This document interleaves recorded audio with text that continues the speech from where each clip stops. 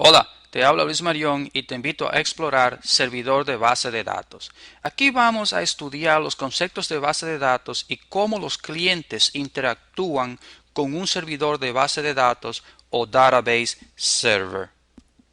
Bien, si buscan en el Internet la definición de una base de datos, vas a ver que es un conjunto de datos almacenados para uso posterior. O sea que en una oficina, ya sea en el departamento de contabilidad, en el departamento de recursos humanos, vas a encontrar que los empleados ahí pueden usar Excel para crear una base de datos local. Por ejemplo, yo puedo crear una base de datos de estudiante y lo primero que yo quiero hacer es que Excel me permita a mí crear y descartar tablas fácilmente. Entonces yo creo una tabla aquí y empiezo a agregar columnas. Por ejemplo, matrícula, bien, nombre,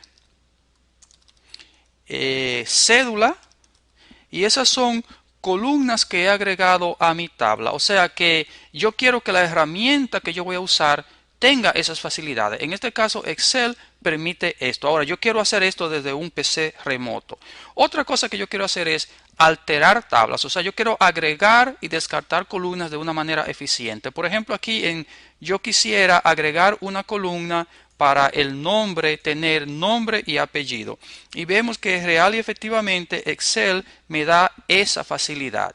Otra cosa que me gustaría hacer es crear mis datos también de una manera que sea eficiente. Yo puedo insertar aquí una matrícula, ¿verdad? Por ejemplo, 2011, Luis Marión, y con la cédula 1, 2011,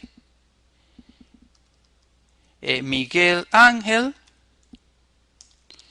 y con la cédula 2, y entonces aquí yo tengo ya dos filas y me gustaría de que también yo pueda descartar fácilmente filas. Por ejemplo, aquí yo puedo borrar esta fila. O sea que Excel me permite eso, pero yo quisiera hacer todo esto desde una PC remota. Bien, o sea que si yo tengo, por ejemplo, estoy trabajando en una universidad y la universidad tiene una sucursal en Boston, una en New York y una en Miami, me gustaría que de una manera remota se pudiera tener acceso a esta tabla y hacerle cambio. Cuando yo estoy usando Excel, voy a tener mi archivo de Excel en mi PC y va a ser difícil que otras personas vengan desde otras localizaciones y hacer cambios a mi file simultáneamente. Ellos pudieran accesar ese file en un servidor, pero la idea es que todos tengan abierto esa hoja de Excel simultáneamente, lo cual va a ser difícil.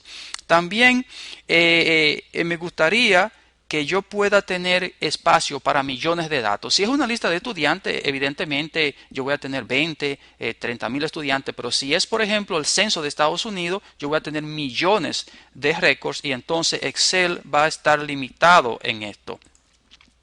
Otra cosa también que me gustaría es la seguridad de la información, que personas que no estén autorizadas no accesen la información.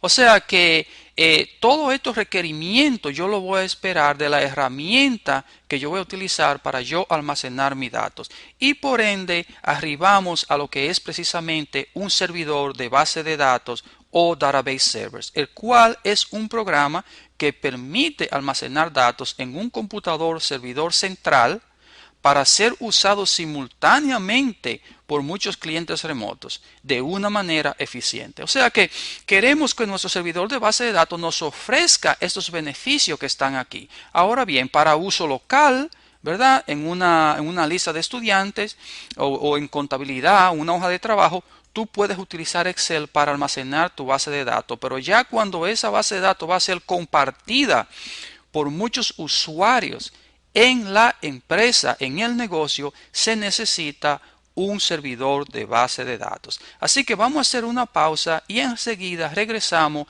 estudiando cuáles son las propiedades de una base de datos y de mejor dicho, de un servidor de base de datos y cómo este funciona. Regresamos en un momentico.